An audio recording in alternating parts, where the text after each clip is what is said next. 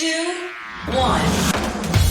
7 things you probably didn't know you need to know. I'm Jamie East, and this is the Smart 7. Good morning, everybody. It's Wednesday the 24th of November, and it's Celebrate Your Unique Talent Day. And a big happy birthday to Billy Connolly, Ian Botham, Catherine Heigl and Stephen Merchant. There were 42,284 new cases of COVID-19 yesterday and an additional 165 deaths. New data from the Office of National Statistics show that the weekly death rates now surpassed 1,000 in England and Wales for the first time in 8 months, and as cases remain high, the government's now updated COVID testing guidance. That means you should now take a rapid lateral flow test before going to high-risk places, while in Northern Ireland new work-from-home guidance has been issued. Europe continues to struggle under its fourth wave, and as Austria announces mandatory vaccination for all adults, Professor of Epidemiology at Hamburg University, Dr. Ralph Reintjes, told Channel 4 that the picture for those who are unvaccinated is not great. It looks very much like that with the possibility of the virus spreading so effectively at the moment that almost everybody who's not vaccinated will have a big chance of being infected. AstraZeneca boss Pascal Soriot says it seems as though their jab in particular is helping to prevent hospitalisation in older people in the UK. What I'm saying is that T cells do matter, and in particular as it relates to the durability of the response, especially in older people. And the older people are those who end up, unfortunately, hospitalized, as you know. We haven't seen many hospitalizations in the UK. A lot of infections, for sure. Everybody talking about those. But what matters is, are you severely ill or not? Are you hospitalized or not?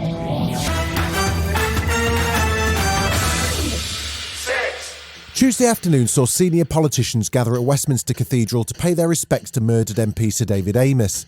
The mourners included Boris Johnson, former Prime Ministers, Labour leader Sir Keir Starmer and Speaker of the House Sir Lindsay Hoyle. There was also a special message sent by the Pope, who praised Sir David for his years of devoted public service. Sir Lindsay Hoyle said the event summed up everything that Sir David stood for. The tributes were absolutely captured David.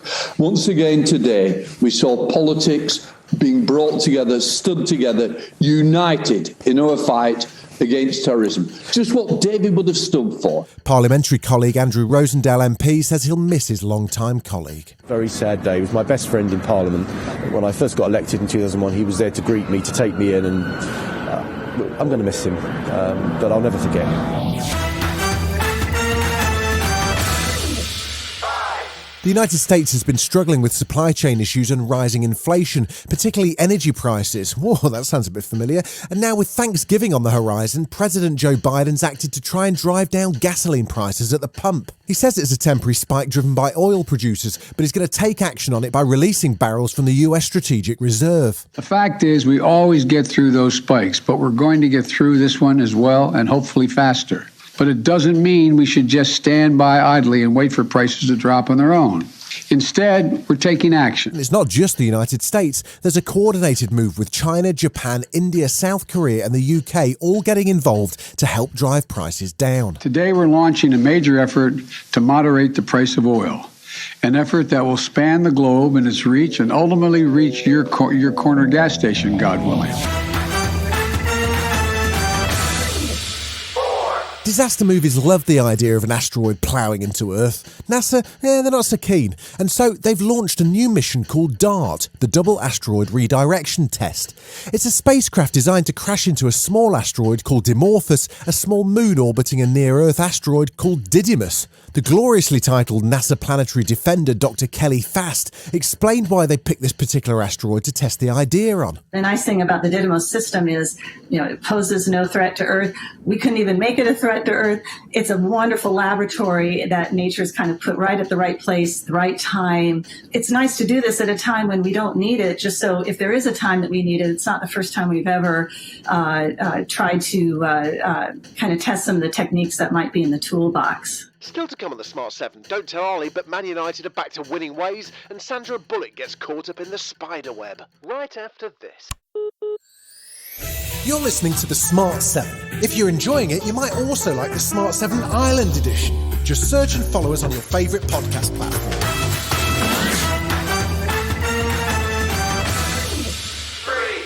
It had been Only 36 hours since Ole Gunnar Solskjaer was dismissed when Man United had to face Spanish side Villarreal in a crucial Champions League match in Spain.